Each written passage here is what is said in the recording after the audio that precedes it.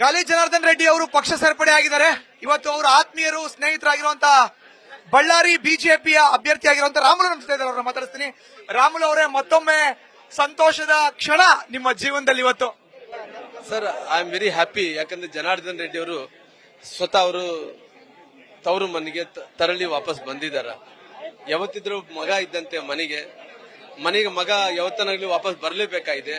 ನಾವು ಹೊರಗಡೆ ಹೋದಂತ ಟೈಮಲ್ಲಿ ಸ್ವಲ್ಪ ನೋವನ್ನ ಆಗಿದ್ವಿ.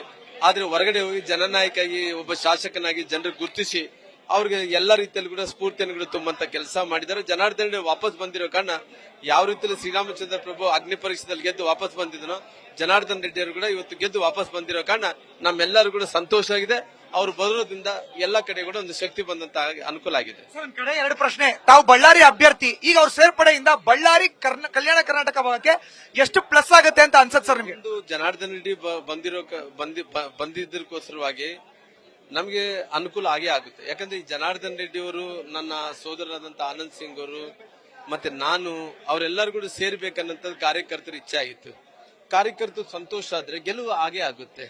ಹಂಗಾಗಿ ಇವತ್ತು ಎಲ್ಲರೂ ಕೂಡ ನಾಯಕರೆಲ್ಲರೂ ಕೂಡ ಸೇರಿ ಕಾರ್ಯಕರ್ತರನ್ನ ಸಂತೋಷ ಪಡಿಸಂತ ಕೆಲಸ ಮಾಡಿ ಜನರು ನರೇಂದ್ರ ಮೋದಿಜಿ ಅವ್ರನ್ನ ಪ್ರಧಾನಮಂತ್ರಿಗಳು ಆಗ್ಬೇಕಂತಾರ. ಕರ್ನಾಟಕದಲ್ಲಿ ಕೂಡ ದೊಡ್ಡ ಸಂಖ್ಯೆಯಲ್ಲಿ ಗೆಲ್ಲಬೇಕಂತ ಇದಾರೆ.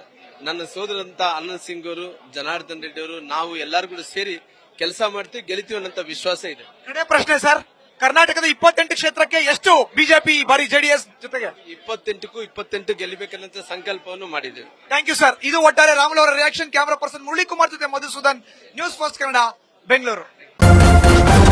ನ್ಯೂಸ್ ಫಸ್ಟ್ ನಿರ್ಭೀತಿಯಿಂದ ನಿಮ್ಮ ಪರವಾಗಿ.